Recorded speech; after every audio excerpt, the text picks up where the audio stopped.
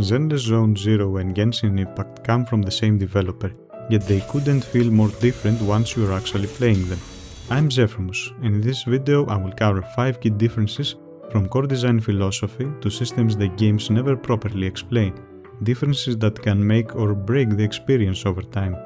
Whether you're casual, invested, or simply curious, this video is for you.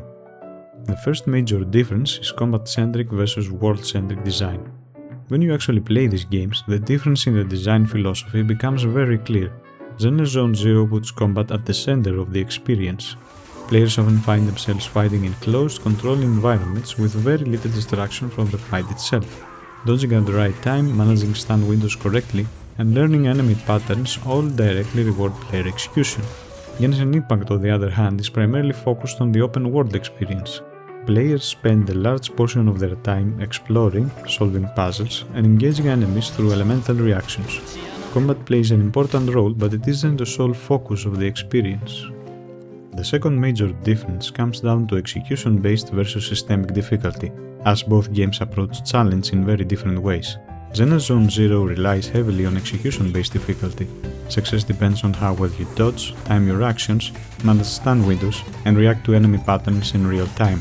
Even when using the same team, player performance can vary significantly based on execution alone. Genshin Impact, on the other hand, leans more towards systemic difficulty. Many challenges revolve around elemental checks, reaction requirements, or specific team setups, where having the right tools can matter more than perfect execution when progressing through content.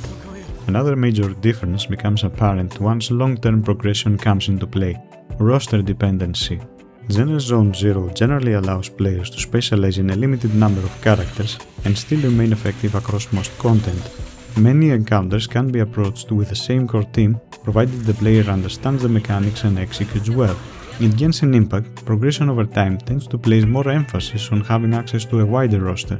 Certain content and mechanics favor specific elements, reactions, or character roles. It's also worth noting that Zenless Zone Zero requires only 3 characters to form a complete team compared to Genshin Impact's 4. Over time, this difference can subtly increase the sense of roster investment required. Another important difference becomes apparent once players start engaging with endgame content, endgame pressure philosophy. In both games, this pressure is shaped not only by design, but also by how new characters are introduced. Zenless Zone Zero generally allows players to rely on mechanical skill and execution to overcome difficulty, even if the roster isn't perfectly aligned with the latest releases.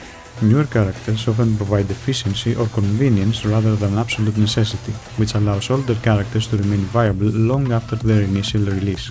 In Genshin Impact, endgame encounters often feel more closely aligned with recently released characters or mechanics.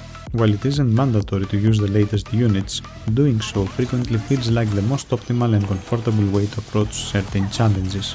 This naturally aligns with the game's update and marketing cycle, but it can also lead some players to feel that their accounts are gradually falling behind when engaging with specific content. With everything discussed so far, we can finally address the difference in long-term investment requirements between the two games. First is upgrade friction. In both games, building a character takes time and resources, but the process feels slightly different. In Zenless Zone Zero, most upgrade materials are tied directly to the daily energy system, which makes character progression more contained and easier to keep track of. In Genshin Impact, character upgrades often involve an additional overworld collection step on top of daily racing usage. This doesn't make progression impossible, but it does add another layer of time investment, especially for newer or returning players who may not have explored certain regions yet. Second is overall content scale.